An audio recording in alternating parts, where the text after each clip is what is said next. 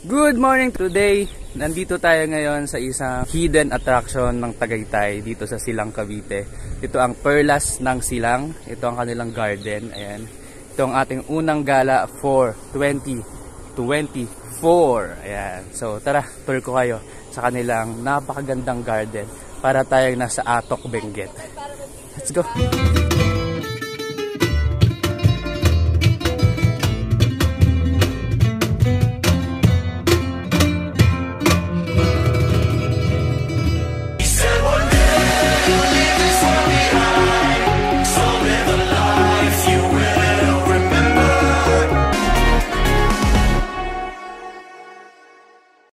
So dito, meron sila dito restaurant and meron silang garden. Ito nga, nandito kami sa garden.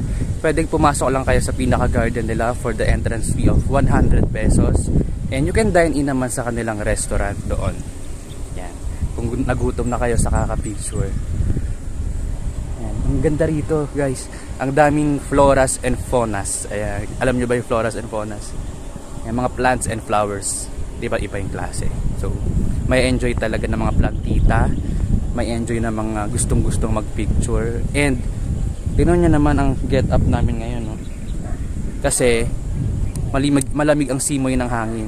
We're just 5 minutes away from mismong Tagaytay, no? So ang ganda. Must visit itong Perlas ng Silang.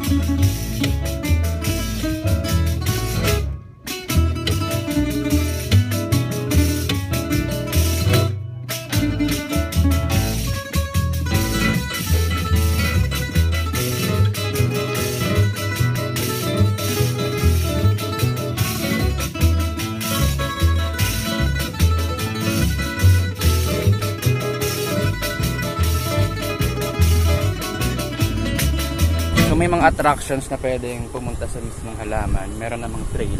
Mag-ingat lang tayo sa mga inaapakan kasi may mga halaman. So hindi natin masisira ang ating magandang landscape.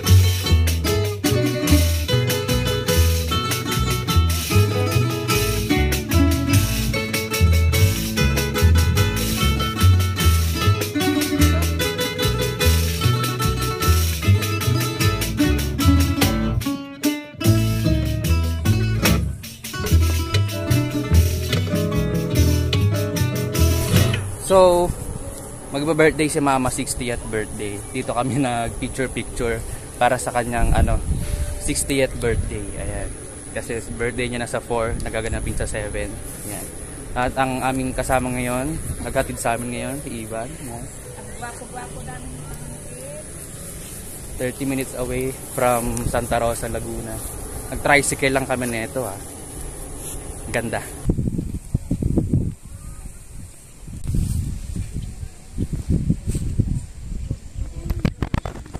This hidden gem is just located here in Silang, Cavite. Paglagpas nyo lang ng kainan, Balay Mario, meron dong yung tulay na bagong gawa papunta ng Picnic Grove, yung kabila. So magle-left kayo kung galing kayong Santa Rosa, Laguna, and Waze nyo na lang, Google Map nyo, madali lang siya puntahan. Medyo tagong-tago lang talaga kasi farm talaga dito, and ang ganda ng ambience, ang ganda ng simoy ng hangin, malamig. Lalo siguro pag gabi dito, madaming lights daw. So, hindi na namin maabutan kasi maaga kaming pumunta. 7 AM dapat andito na kami. Kaso, New Year kanina, mga 1 AM na kami natulog. Pero, worth it pa rin kasi wala pa masyadong tao. Tulog pa silang lahat. Ayan. Ganda. Para kang pumunta sa isang malayong lugar. Enjoy ako sa mga bulaklak. Super ganda. Nakakatagpuan na. And dito naman sa loob ng kanilang restaurant, meron silang mini jungle na para ka talaga nasa forest. Iba't ibang plants naman na makikita mo dito. Look at this dahon, no? I think it's Monstera. Ayan. Ito yung restaurant. Wala pang masyado kumakain kasi nakatapos lang ng New Year. So busog pa ang mga tao. Ayan. CR lang kami. Meron ditong CR. Para tayo nasa jungle din. Ayan.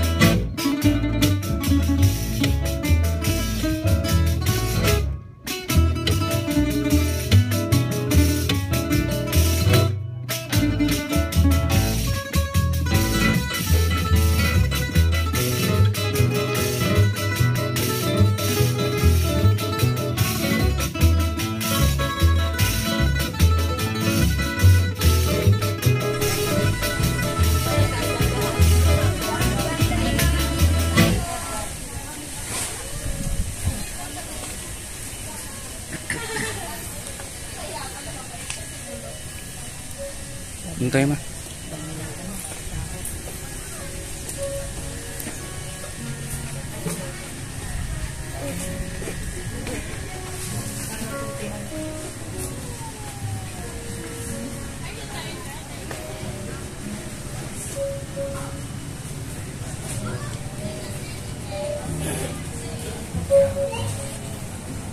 So, correct ko lang, Barangay Pulong Bunga pala yung address nila dito.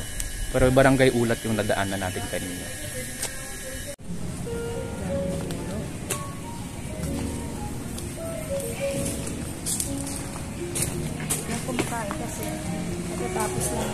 And tapos na kaming mamasyal dito sa Perlas ng Silang. Ilang oras din kami? Siguro 2 oras o 2.5 hours kami naglibot. kasi nga nag-picture-picture tsaka nag-vlog. So this is our first travel of the year. Bye-bye!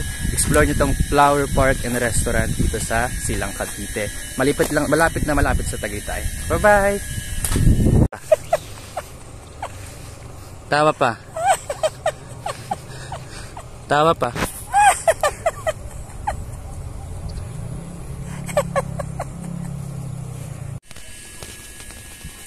Tingin ka sa langit.